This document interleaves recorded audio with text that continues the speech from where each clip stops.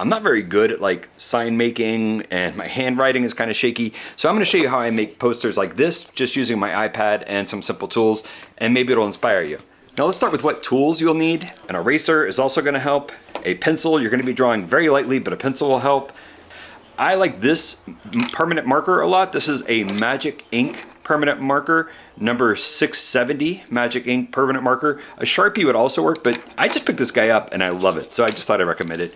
And if you want to do something broader, you can do something like this Uniball marker paint pen. This is a very broad tip, and whiteout pen I think is a big help. I definitely have to use whiteout pen even for this example. I ended up using whiteout. The most important thing we're going to be using today is going to be probably the iPad. First thing, of course, you're gonna have to pick your message, something simple. I ended up using just a song lyric from Shy Goodwin that I really like. Shy Goodwin's this really dope metal grunge band from Philly. I copied that and I pasted it into Procreate and I laid it out like this. Now, when you're in Procreate, it's nice to just like start a new, just hit the plus button and create a new canvas and just do screen size up on the top side. Screen size is going to be, I think, just nice. It doesn't really matter. You don't have to worry about resolution or anything with this. So I just open a new canvas, a blank canvas. And then the next thing I do is open up in here, I go to add and I add text. And you should have, I guess, some familiarity with how to do this in Procreate, like just the basics. But yeah, just opening text in Procreate. You can write any message you want to in here.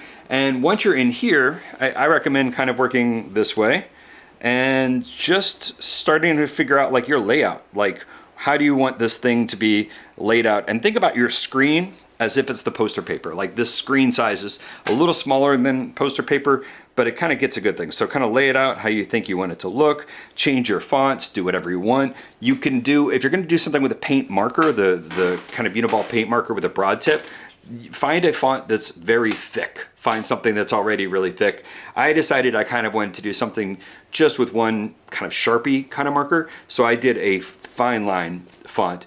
But yeah, you can play around. You can do all caps and something nice and thick if you want to give it a fill color, or something very simple and thin like this works great.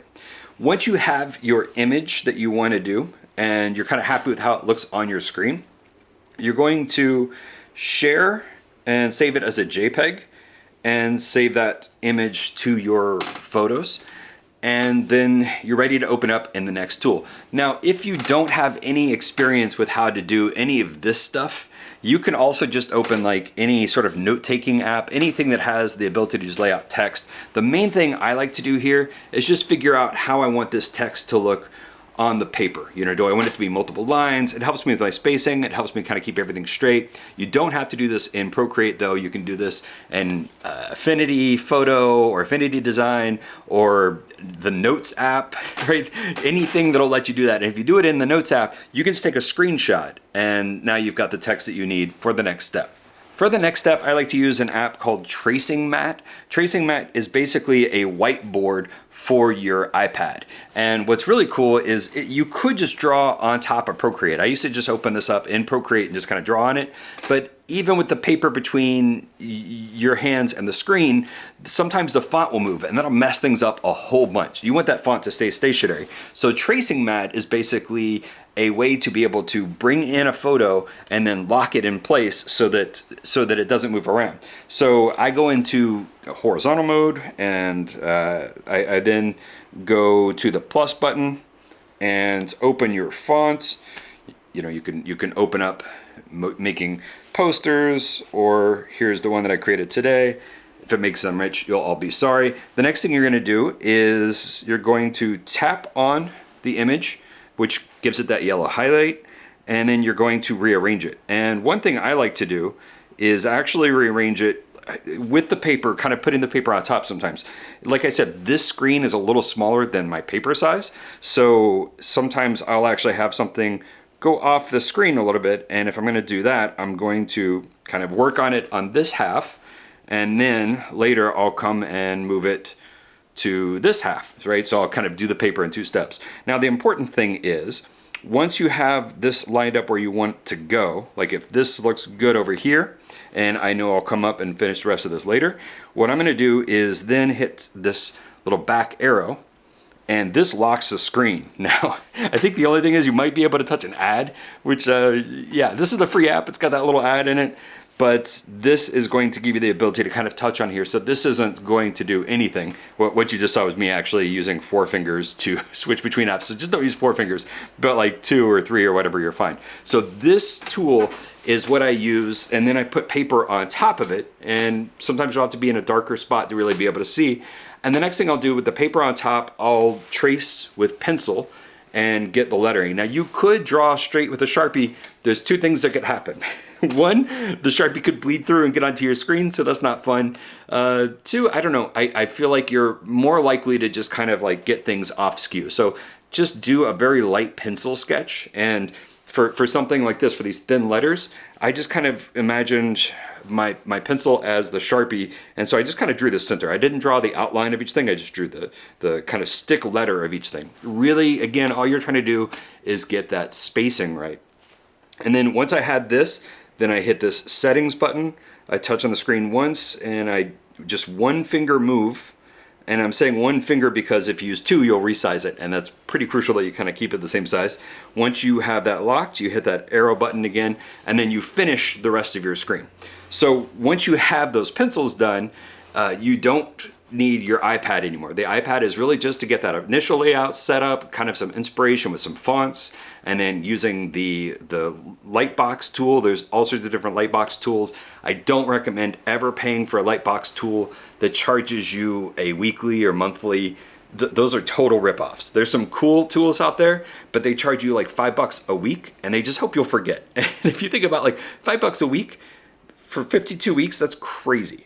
Screw that. Let me make a poster about that. So once I had my pencils on my paper, I was done with my pencil, and I used my permanent marker to create this text and just try to go over the pencils. And the pencils, you want them to be dark enough that you can kind of see them later. I actually went really light, and because of that, I made a little mistake when I was using my Sharpie. I thought that was an R, and so in the video you'll see me doing an R. But yeah, so basically you're gonna take this and try to do confident strokes if you can with your permanent marker, and then once you're done with your permanent marker, then you can let it dry and take your eraser and clean up all the little mess. It's not super important if you still have pencil on here. As a matter of fact, there's like a little pencil near the C, and there's some few others. If you're at a protest or something, no one's gonna notice those pencil marks, so don't worry about it. But yeah, that's what I did. And then like I said, I made that mistake with the K where I accidentally typed an R, wrote an R. So I used my whiteout pen and I just kind of covered up the top of the R and then fixed that, and honestly it's kind of cool. It's the little K is a little different than if I just traced it. So I'm pretty happy with that. Feel free when you're going over it with your Sharpie, you don't need to be precise. You can be expressive, you can really kind of bring something up, lines can go up and down. And the main thing I want to say is I think it's totally okay for you not to have good style. My style is terrible with handwriting, but I think the whole point is if you're at a protest or if you're at some sort of event where you're trying to share a message, you're trying to share a message in your voice, and your voice isn't perfect. It's okay if you want to bring a pre-made sign, like a printed sign that you just used fonts and stuff for, but I think it's really powerful when the signs don't look perfect. If you don't look like you're just a professional sign maker, I think people are like, oh, they must just feel passionately about that, or it sort of expresses yourself as much as what you choose, as much as the message, the little shaky lines and things like that. What I'm saying is don't worry about that. Just roll with it. I've learned to kind of accept it, with the exception of little mistakes. You can still clean up little mistakes, but for the most part, imperfect signs I think work really well. So this is just an example I used, again, using Shy Goodwin's lyrics from one of their songs because I just thought it was a dope lyric. You can write anything you want, but that's how I've been making posters lately. I hope that helps you out. Now back to this original example that I used. This is done with the red Uniball marker, and I used kind of a broad one to get a nice big fill. And then I went back and did an outline on it, which I thought was nice. That outline really helped. Getting nice edges on the Uniballs for me is really tough with that broad tip. I'm much more used to like a rounded tip. So starting with the red and getting something that looks pretty kind of chiseled and okay, and then tightening it up with that black outline really helped. And then you can just get a nice little expressiveness by just using some of that white out pens to create like highlights along the top, or to do whatever you want to with it, right? You could make it polka dot with the highlights. You could just do all sorts of little dots with it. I think things like that make really nice touches for signs like this.